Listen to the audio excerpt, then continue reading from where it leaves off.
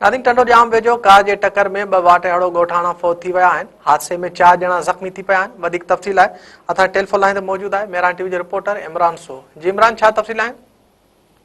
हाँ जी बिल्कुल टनो जाम वेझो तेज़ रफ्तार कार के टक्कर में 2 नौजवान फौत थी विया आहिनि, जॾहिं 4 ॼणा जेको आहे ज़ख़्मी थी पिया आहिनि। मीरपुर खां हैदराबाद तरफ़ वेंदड़ जेको आहे तेज़ रफ्तार कार ॾेठा स्टाफ वटि रोड भरिसां बीठल माण्हुनि खे चेॿारे छॾियो आहे। हादसे सबबि जेको आहे ॾेठा स्टाफ जा रवासी 2 नौजवान थॾे ते ई फौत थी विया आहिनि। फौतनि जी जेका सुञाणप आहे उहा मोहम्मद खान ॾेठो ऐं मोहम्मद ज़ाहिद ॾेठो तौर थी आहे। ज़ख़्मियुनि में मेहराब ॾेठो, अब्दुल समद ॾेठो, अब्दुल रहमान ज़ौर ऐं अनवर ज़ौर शामिल आहिनि।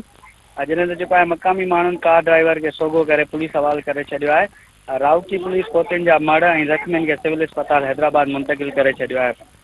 जॾहिं त जेको आहे राउती पुलिस जो चवणु आहे तेज़ रफ़्तारी सबबि कार ड्राइवर जे कंट्रोल मां निकिरी वई ऐं रोड भरिसां बीठल माण्हुनि मथां चढ़ी वई आहे। जेको आहे ड्राइवर ऐं कार खे पंहिंजी तहवील में वठी छॾियो आहे। जी इमरान, अवां जी महिरबानी।